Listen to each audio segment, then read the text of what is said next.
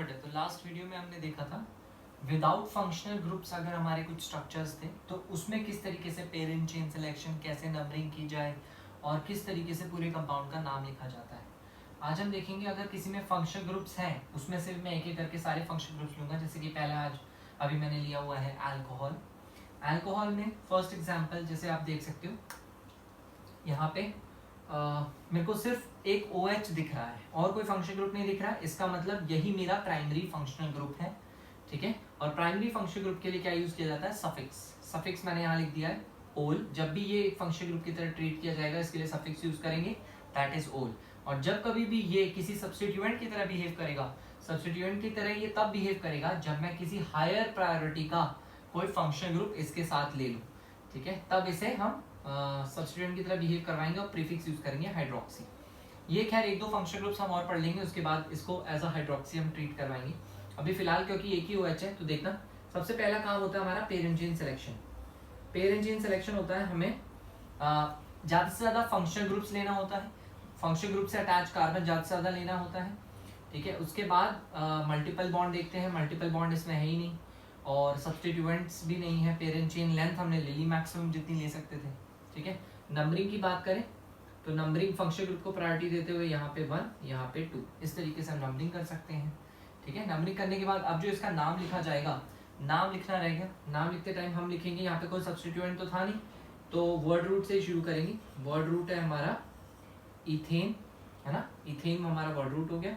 उसके बाद हम लिखेंगे फर्स्ट पे OL था तो इथेन 1OL। देखो यहाँ पे ओल आ रहा था तो मैंने प्राइमरी जो मेरा सफिक्स था उसका लास्ट लेटर ई उड़ा दिया है ना, OL आने की वजह से। और 1 कई बार ओमिट करके इसे आप सीधा सीधा इथेनॉल भी लिख सकते हो, ठीक है। 1 ओल को कई बार ओमिट करके आप सीधा इथेनॉल भी लिख सकते हो, जैसे कि आपने देखा ही होगा कई बार लिखा हुआ।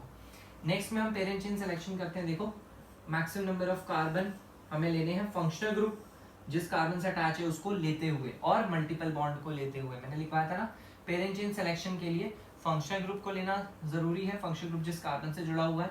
इस फंक्शनल ग्रुप को तो ले नहीं सकते ना, फंक्शनल ग्रुप में कार्बन ही नहीं है, तो वो जिस कार्बन से अटैच है उसको लेना जरूरी हो जाता है, ठीक है। तो इस कार्बन को लेना जरूरी था हमारे लिए। और दूसरी बात मल्टीपल बॉन्ड जितने ले सको उसको लेते हुए, तो इस कार्बन को लेते हुए मल्टीपल बॉन्ड को लेना था तो लॉन्गेस्ट चेन यही हो गई, ठीक है। तो ये मेरी पेरेंट चेन हो गई।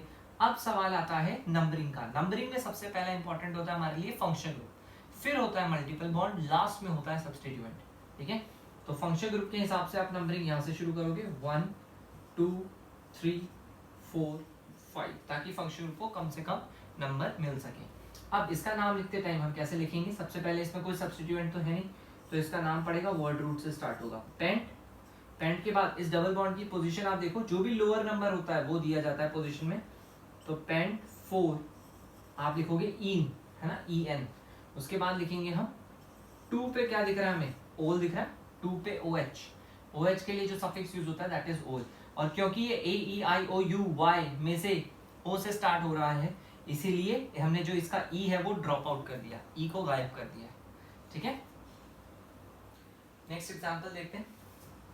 यहाँ पे हमारी जो पेरेंट चेन है वो इस कार्बन को लेते हुए और maximum number of multiple bonds को लेते हुए हमें सेलेक्ट करनी है। तो एकदम स्ट्रेट चेन बनेगी, है ना, कोई टेंशन की बात ही नहीं है, एकदम स्ट्रेट बनेगी, ठीक है। स्ट्रेट बन गई। उसके बाद जब हम नंबरिंग करने जाएंगे तो हमारी मेन प्रायोरिटी होती है फंक्शनल ग्रुप को कम से कम नंबर दो।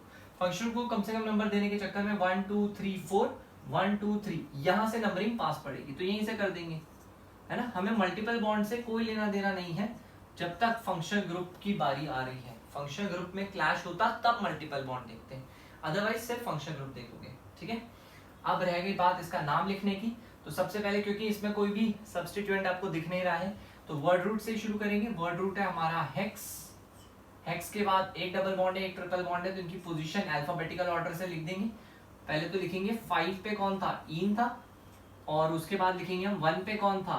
आइन था, ठीक है। और उसके बाद हम लिखेंगे 3 पे कौन है? ओल। 3 पे ओल है। देखो इस O की वजह से इसका E उड़ा दिया मैंने और इस Y की वजह से इसका भी E उड़ा दिया मैंने। क्लियर है ये चीज? ये रूल भी हम पढ़ चुके हैं।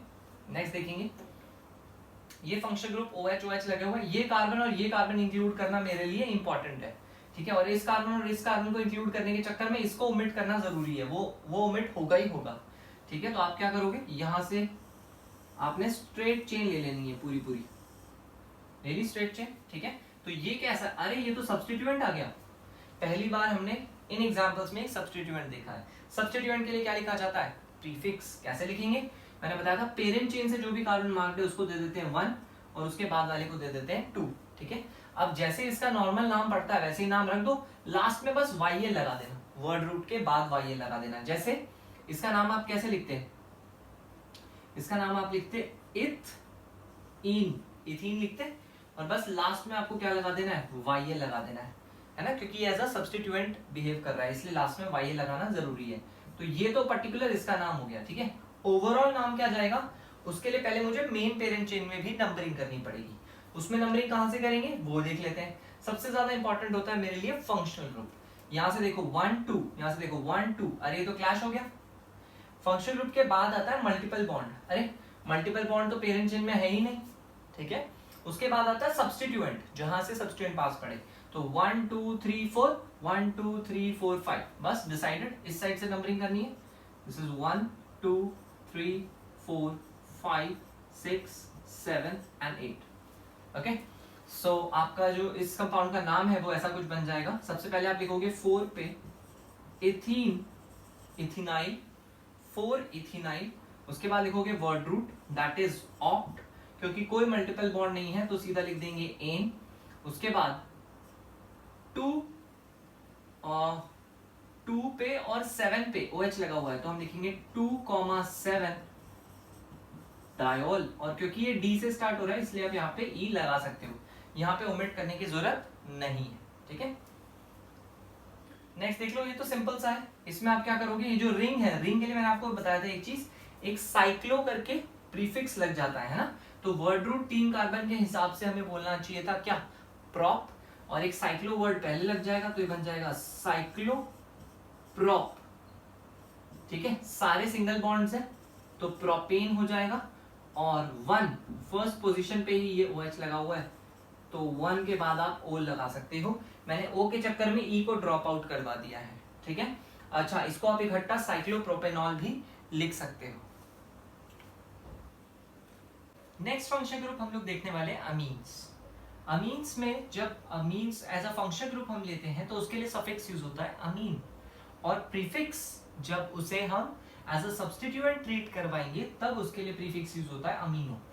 एज यू नो कि 13 प्राइमरी फंक्शनल ग्रुप्स में वो एकदम लास्ट में आता था। लास्ट में आने का मतलब ये है कि अगर NH2 के अलावा कोई और फंक्शनल ग्रुप प्रेजेंट हुआ तो definitely NH2 will behave as a substituent.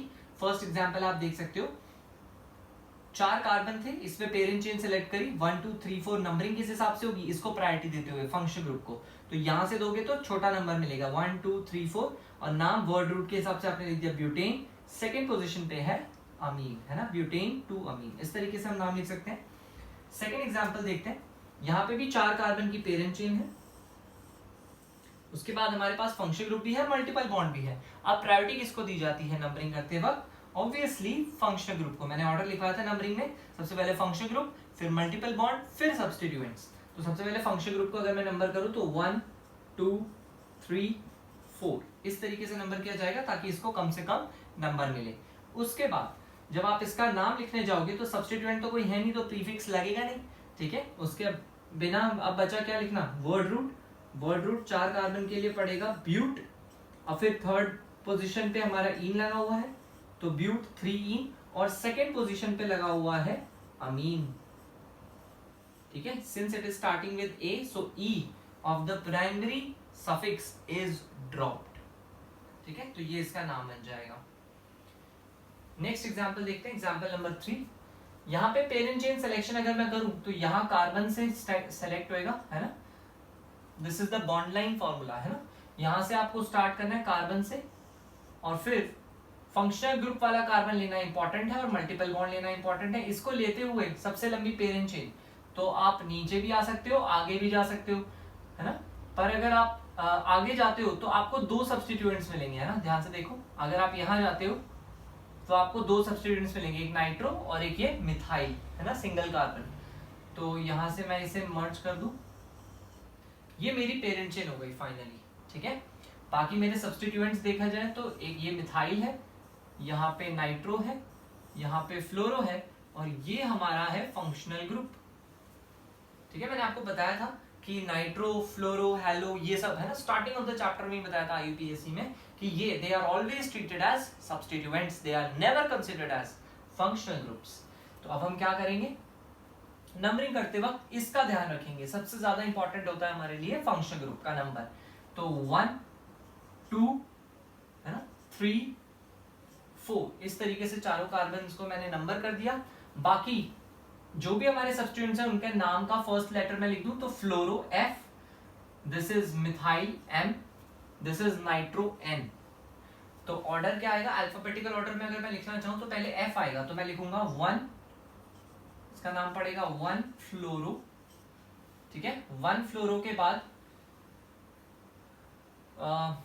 Third number पे हमें मिल रहा है मिथाइल, 1 फ्लोरो 3 मिथाइल, फिर फोर्थ नंबर पे मिल रहा है मुझे नाइट्रो, 4 नाइट्रो, फिर आएगा ब्यूट, ठीक है। फिर एक डबल बॉन्ड मिल रहा है कौन सी पोजीशन पे, सेकंड पे, ब्यूट 2 ईन, और फिर 2 पे ही मेरे को वापस मिल रहा है अमीन।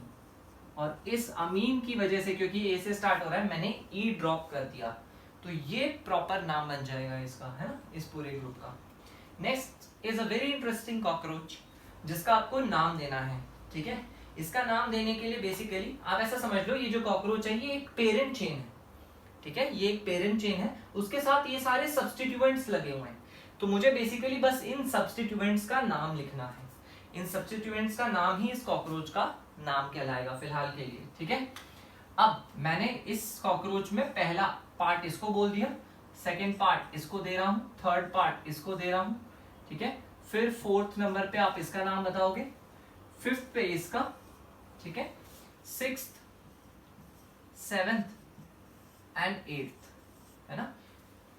ये सारे 8 जो हमारे सब्स्टिट्यूएंट्स लगे हुए हैं, जो पेरेंट चेन से अलग है ना, बाहर निकले हुए हैं, डायरेक्टली अटैच्ड हैं, उन सबका आपको नाम बताना है एक एक करके।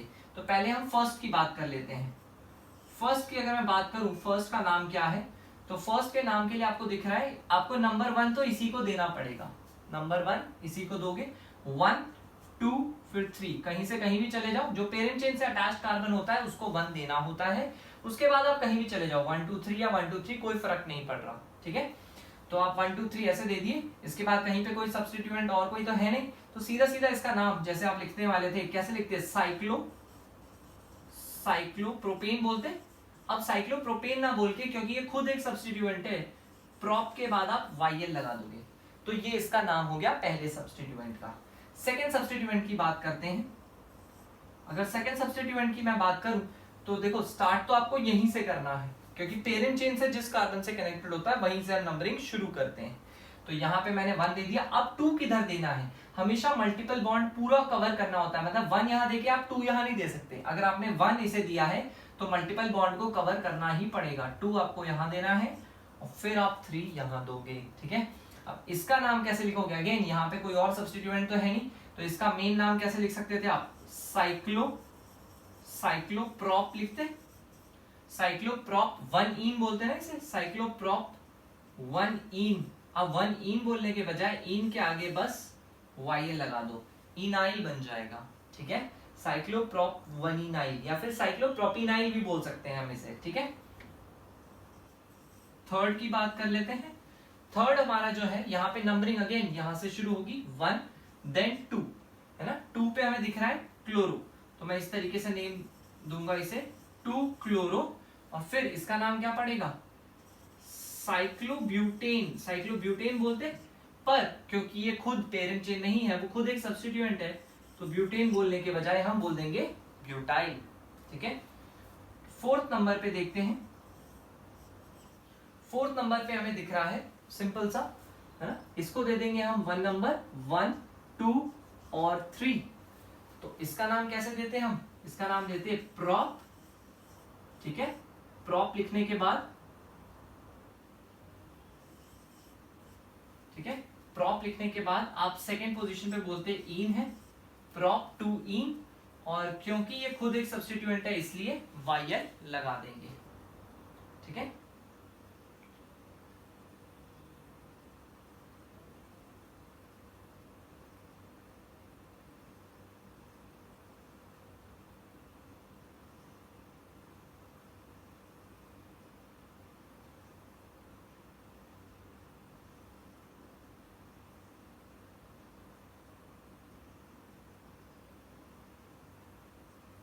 ठीक है भाई, आगे देखते हैं।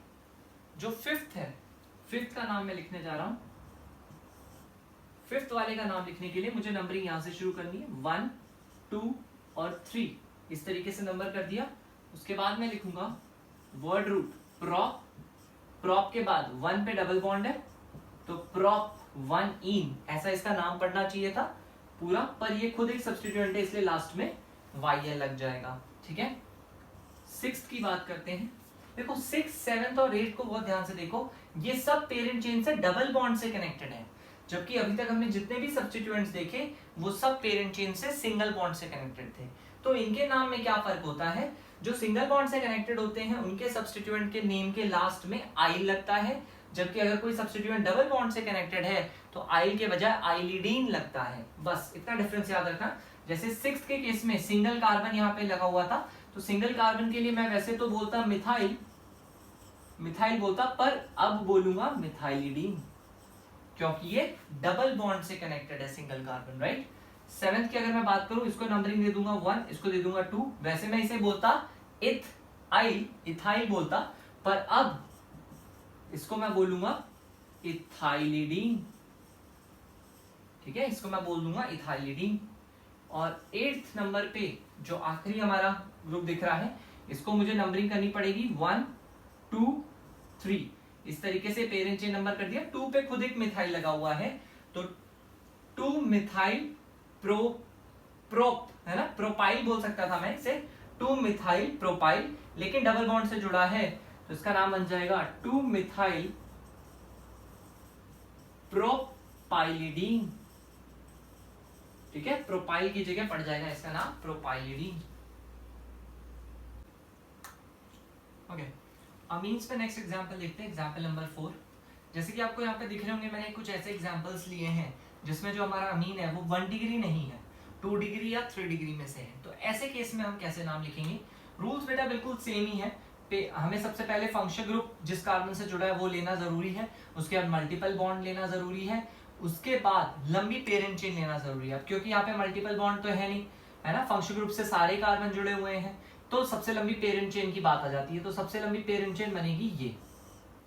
इतना कर लिया, पेरेंट चेन सिलेक्शन हो गया। ठीक है, अब जब मैं इसका नाम लिखूंगा तो नाम लिखने के पहले मुझे करना पड़ेगा नंबर। नंबर कैसे करूंगा मैं? फंक्शन ग्रुप को कम से कम नंबर मिले, तो मैं इसे दे दूंगा 1, इधर दे दूंगा 2। अब बात आ जाती है, ये जो 2 मिथाइल लगे हुए हैं ये सब्स्टिट्यूएंट्स की तरह बिहेव करेंगे, तो इनका नाम कैसे लिखेंगे भाई?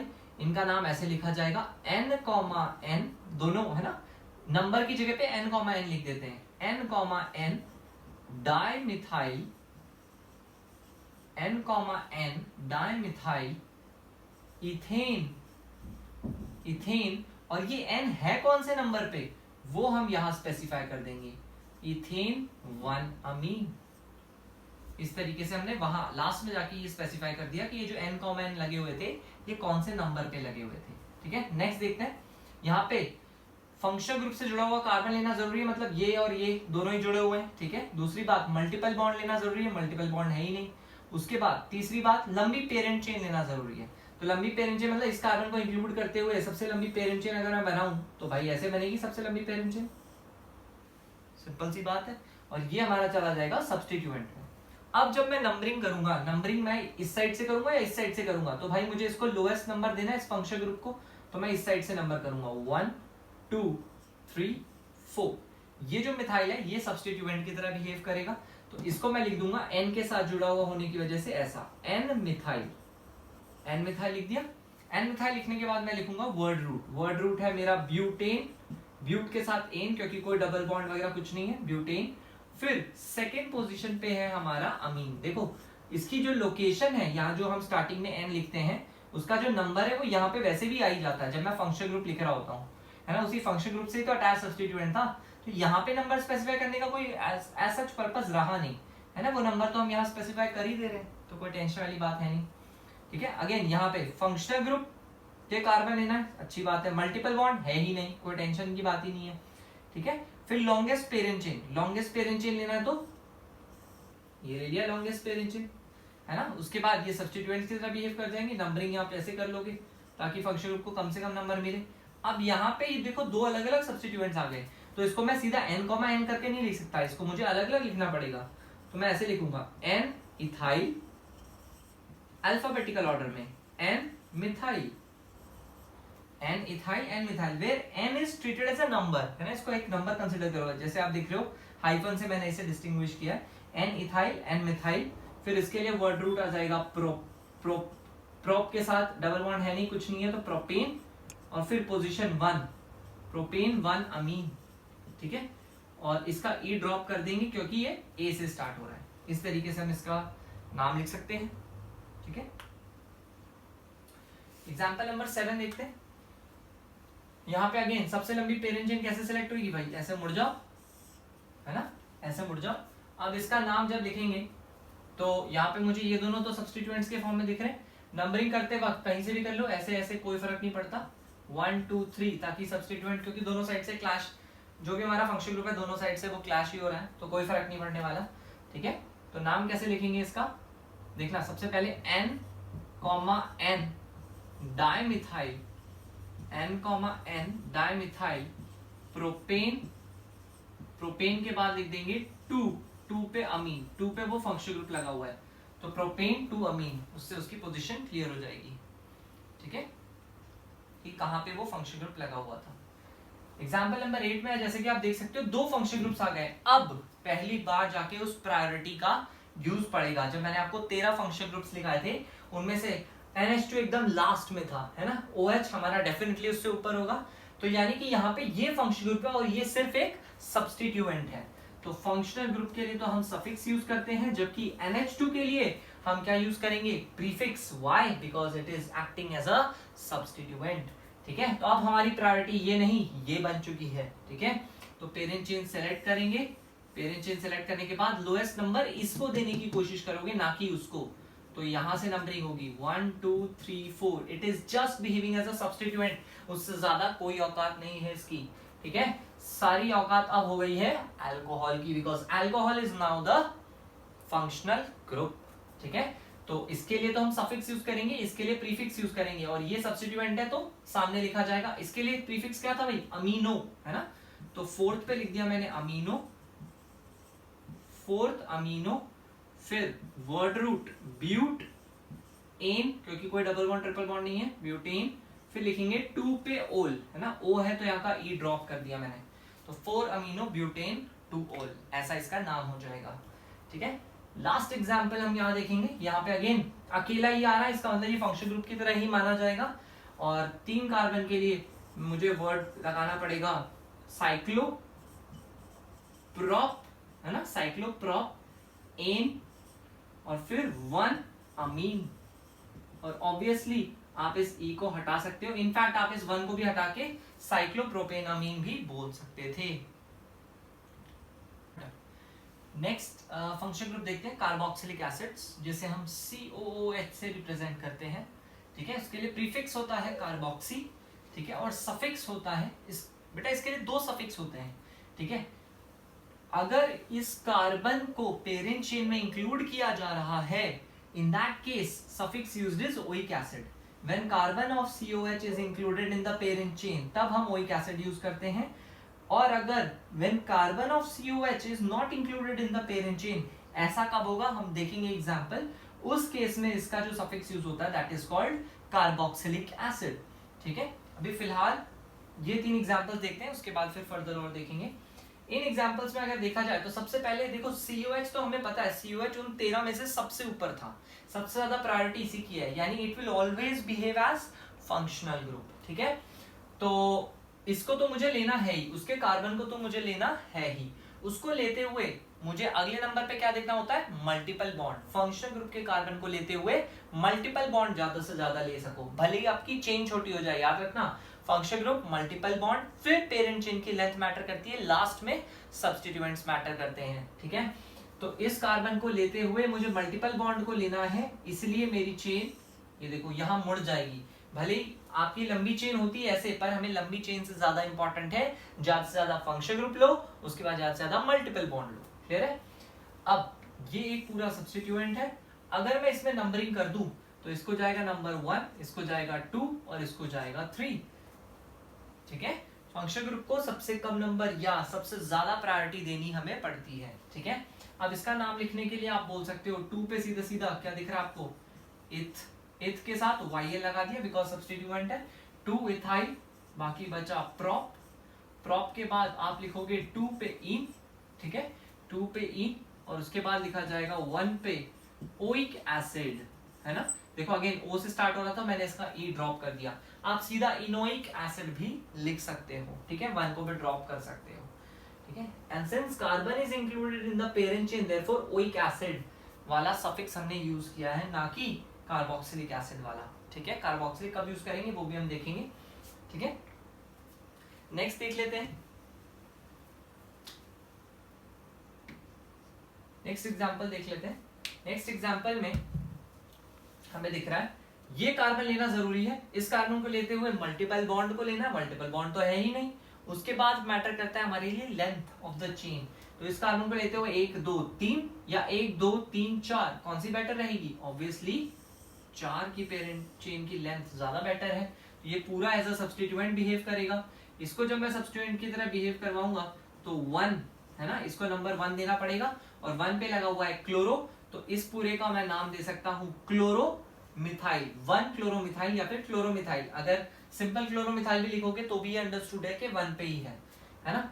और इस पूरे की पोजीशन कहाँ है, उसके लिए मुझे इस पे नंबरिंग करनी पड़ेगी 1 2 3 4, तो मैं बोल सकता हूं 2 पे 1 क्लोरोमिथाइल,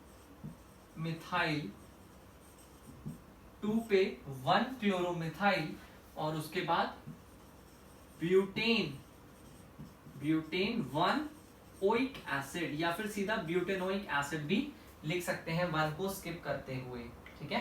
तो एक तरीके से ये कॉम्प्लेक्स सब्स्टिट्यूएंट हो गया, बिकॉज ये इसमें भी एक सब्स्टिट्यूएंट लगा हुआ है, तो सब्स्टिट्यूएंट में substituent means a complex substituent, इसलिए ये ब्रैकेट में आपको दिख रहा है। अगर ये 1 आप नहीं लिखते तो सीधा सीधा भी लिख सकते थे, 2 क्लोरोमिथाइल लिख देते, कोई बड़ी बात नहीं है उसमें, ठीक है।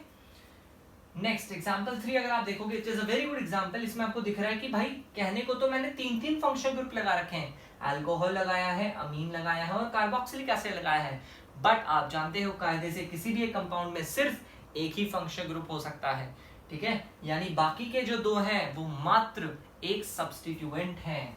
सब्स्टिट्यूएंट मतलब इसके लिए आप लिखोगे प्रीफिक्स, इनके लिए आप सिर्फ प्रीफिक्स लिखोगे, इन्हें सिर्फ सब्स्टिट्यूएंट का ही दर्जा दिया जाएगा, they are no more functional groups. Functional group सिर्फ ये है COH। अब ध्यान से रूल सोचना, पेरेंट चेन जब हम सेलेक्ट करने जाते हैं तो हमें फंक्शनल ग्रुप लेना होता है, फंक्शनल ग्रुप मतलब COH ज्यादा से ज्यादा लेना है, they are no more functional groups, है ना, तो मुझे COH ज्यादा से ज्यादा लेना है जो कि एक ही है। उसके बाद मुझे मल्टीपल बॉन्ड लेना जरूरी है, तो मल्टीपल बॉन्ड लेने के लिए मैं कार्बन से यहाँ पे मुड़ जाऊंगा, ठीक है, मुड़ गया, मल्टीपल बॉन्ड मिल गया मुझे, बाकी सब सब्स्टिट्यूएंट में चला जाएगा, ठीक है, ये पूरा पोर्शन ही सब्स्टिट्यूएंट में चला जाएगा। तो बेसिकली ये कॉम्प्लेक्स सब्स्टिट्यूएंट बन गया एक तरीके से, जिसके अंदर ये खुद एक छोटी सी पेरेंट चेन और बन चुकी है ना। अगर मैं इस पूरे का नाम देखूं तो 1 नंबरिंग हमेशा जो मेन पेरेंट चेन थी वहां से जो फर्स्ट कार्बन अटैच है उसको 1 देते हैं, फिर 2 और फिर 3, इस तरीके से इस पे नंबरिंग होगी। और यहाँ पे नंबरिंग कैसे होगी भाई, इस कार्बन को 1, इसको 2 और इसको 3, ठीक है। अब जो सब्स्टिट्यूएंट का नाम है वो कैसे लिखा जाएगा, देखना सेकेंड पोजीशन पे है, ठीक है, सेकेंड पोजीशन पे है, और यहाँ पे हम लिखेंगे इसका नाम हाइड्रोक्सी, हमें पता है प्रीफिक्स इसका हाइड्रोक्सी होता है और इसका होता है अमीनो, इनको अल्फाबेटिकल ऑर्डर में लिखते हैं। तो पहले मैं लिखूंगा 3 अमीनो, फिर लिखूंगा 2 हाइड्रोक्सी, 3 अमीनो 2 हाइड्रोक्सी, फिर 3 कार्बन के लिए मैंने लिख दिया प्रोप। अब वैसे तो मैं प्रोपेन लिख देता अगर ये पूरा चेन इतना सा ही होता, पर ये खुद एक सब्स्टिट्यूएंट है, तो प्रोपेन में लिख के प्रोपाइल, इस तरीके से मेरा सब्स्टिट्यूएंट का नाम हो गया। उसके बाद आता है जो मेन आपका वर्ड रूट है, दैट इज प्रोप। उसके बाद मल्टीपल बॉन्ड कौन से नंबर पे है वो लिख दिया 2 इन, ठीक है, 2 इन, और 1 पे है ना ओइक एसिड है, तो मैं इसे 1 स्किप करके सीधा ओइक एसिड लिख दे रहा हूं, है ना, 1 मैंने स्किप कर दिया और ई भी मैंने ड्रॉप ऑफ कर दिया क्योंकि ओ आ रहा था। एग्जाम्पल 4 देख रहे हैं, एग्जाम्पल 4 पे हमें दिख रहे हैं 3 कार्बोक्सिलिक एसिड लगे हुए हैं, ठीक है, 3 कार्बोक्सिलिक एसिड लगे हुए हैं। तो हमारा रूल ये कहता है पेरेंट चेन सिलेक्शन का कि maximum number of carboxylic acid select करने की कोशिश करो। Maximum number of carboxylic acid अगर मैं सिलेक्ट करने जाऊंगा तो 1 2 3 4 5 मुझे यहाँ दिख रहे हैं कि ऐसे केस में मैं 5 सिलेक्ट कर सकता हूँ, पर इसके साथ तो नाइंसाफी हो जाएगी, भाई इसका कार्बन तो छूट गया, भाई इसकी क्या गलती थी, है ना। ये दोनों मिलके तो चलो बहुत अच्छा काम किया आपने, दोनों सेलेक्ट कर लिए, पेरेंट चेन में सेलेक्ट हो गए, दोनों अच्छे फंक्शनल ग्रुप, दोनों ही फंक्शनल ग्रुप थे, इनफैक्ट ये भी फंक्शनल ग्रुप है, इसका कार्बन तो छूट गया ना, इसका तो नुकसान हो गया। तो ऐसा नहीं होना चाहिए। तो ऐसे हालात में क्या होगा, जब तीनों ही फंक्शनल ग्रुप की तरह बिहेव कर सकते हैं और दो ही सिर्फ पेरेंट चेन में जा सकता है, तीसरा नहीं जा सकता, तो ऐसे केस में हम क्या करते हैं, तीनों को ही छोड़ देते हैं, पेरेंट चेन में कोई नहीं जाएगा, ठीक है। रहेंगे तीनों फंक्शनल ग्रुप पर पेरेंट चेन में किसी को इंक्लूड नहीं करेंगे, है ना। पेरेंट चेन में हम किसी को इंक्लूड नहीं करते हैं। इस तरीके से अब पेरेंट चेन बन जाएगी, ठीक है। नंबरिंग की अगर मैं बात करूं तो 1 2 3 इस तरीके से हम नंबर कर सकते हैं। और अगर नाम की बात करें तो मैं इसको लिख सकता हूं propane, propane 1, 2, 3 try carboxylic acid, because carbon is not included, है ना, carbon is not included in the parent chain, इसलिए हमने कौन सा वाला सफिक्स यूज किया है, दूसरा वाला, है ना, ट्राई कार्बोक्सिलिक एसिड। इस तरीके से नाम पड़ गया, ठीक है। नेक्स्ट देखते हैं, यहाँ पे भी देखो, यहाँ पे भी आपको 3 COH दिख रहे हैं, पर अगर मैं मान लो यहाँ पे इन कार्बन को इंक्लूड कर भी लेता हूं, 1 2 3 4 5 की पेरेंट चेन है, ऐसे केस में ये वाला COH directly attach to the parent chain नहीं है, और अगर ये COH directly attach to the parent chain नहीं है, इन दैट केस आप इस COH को एज अ प्रीफिक्स या एज अ सब्स्टिट्यूएंट बिहेव करवाओगे, ठीक है। तो अगर ये सब्स्टिट्यूएंट बनेगा तो ये खुद एक कॉम्प्लेक्स सब्स्टिट्यूएंट बन जाएगा, ठीक है, जिसमें आप 1 पे इस पूरे को बोल सकते हो कार्बोक्सी, है ना। यू मस्ट बी वंडरिंग कि मैंने COH के लिए प्रीफिक्स क्यों लिखा था, क्योंकि सब्स्टिट्यूएंट के लिए ही प्रीफिक्स लिखा जाता है, और आपको पता है COH तो भाई उन 13 फंक्शनल ग्रुप में सबसे ऊपर था, तो उसके लिए प्रीफिक्स लिखने का मतलब ही क्या है, वो देखो यहाँ से आपको समझ में आ रहा है कि अगर 2 से ज्यादा फंक्शनल ग्रुप्स हमारे पास COH मौजूद हैं तो ऑब्वियसली बात है हम 2 को ही ले पाते हैं एक पेरेंट चेन के अंदर, तो जिसको भी हम छोड़ेंगे वो एज अ प्रीफिक्स या एज अ सब्स्टिट्यूएंट ही ट्रीट किया जाएगा, ठीक है। अब इसका नाम अगर मैं लिखूं तो नंबरिंग करते हुए लिखेंगे 1 2 3 4 5, नंबरिंग आप कहीं से भी कर लो, कोई फर्क नहीं पड़ता। इसका नाम पड़ेगा 1 पे कार्बोक्सी मिथाइल, है ना, तो इसको मैं लिख सकता हूं 3 पे 1 पे कार्बोक्सी मिथाइल, ठीक है, ये तो हमारा हो गया सब्स्टिट्यूएंट। फिर वर्ड रूट आएगा पेंट, है ना, एन, ठीक है, कहीं पे भी डबल बॉन्ड वगैरह कुछ नहीं है, पेंटीन 1,5 डाइओइक एसिड, है ना। यहाँ पे E भी रखा हमने बिकॉज ऑफ D, और ओइक एसिड लिखा है, ओइक एसिड क्यों लिखा है, क्योंकि carbon included in the parent chain है। लास्ट वाला एग्जांपल इज वेरी सिंपल, इसमें बस आपको एक रूल याद रखना बेटा, कोई भी फंक्शनल ग्रुप अगर कार्बन से शुरू हो रहा है, ठीक है, it is beginning with carbon and it is attached to a ring, then that carbon is never included in the parent chain. याद रखना हमेशा, ring will be treated as the parent chain, है ना। लेकिन हाँ, प्रायोरिटी आप जरूर इसको दोगे नंबर 1, तो 1 2 3 इस तरीके से आप नंबरिंग कर सकते हो या रिवर्स भी कर सकते थे, उसमें कोई दिक्कत नहीं है।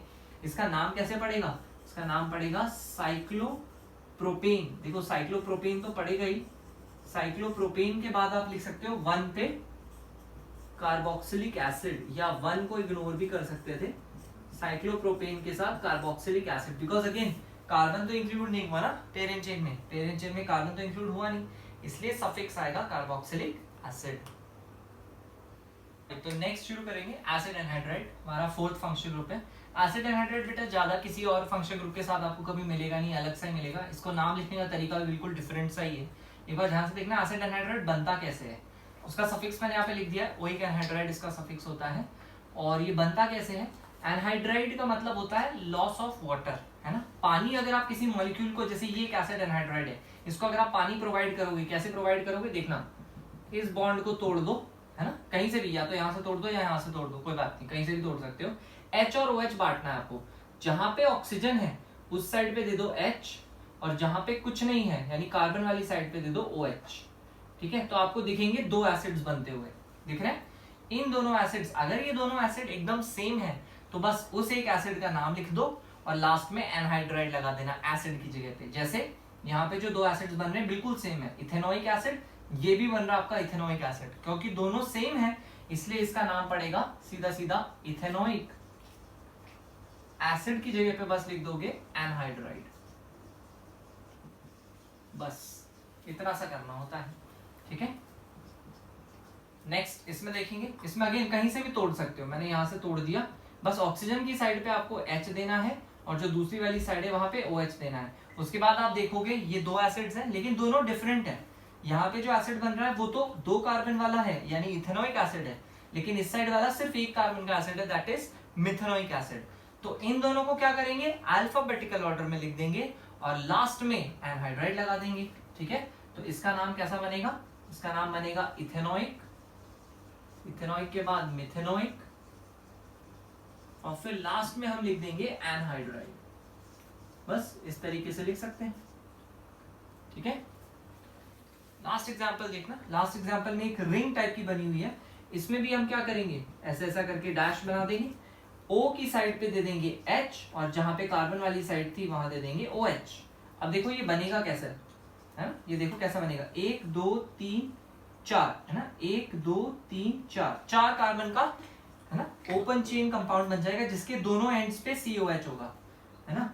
मतलब ये कुछ ऐसा दिखेगा, एक COH, ठीक है, फिर एक 2 कार्बन और फिर COH, 1 2 कार्बन और फिर COH, ठीक है, ऐसा बन जाएगा। अब इसका नाम लिखना है मुझे, है ना। इसका नाम कैसे लिखोगे भाई, इसका नाम लिखने के लिए ये 4 की पेरेंट चेन सेलेक्ट कर लिया, तो आप लिखोगे इसका नाम ब्यूटेन, ठीक है। ब्यूटेन लिखने के बाद 1,4 डाइओइक और एसिड ना लिख के लास्ट में क्या लिख देंगे, एनहाइड्राइड, दैट्स इट।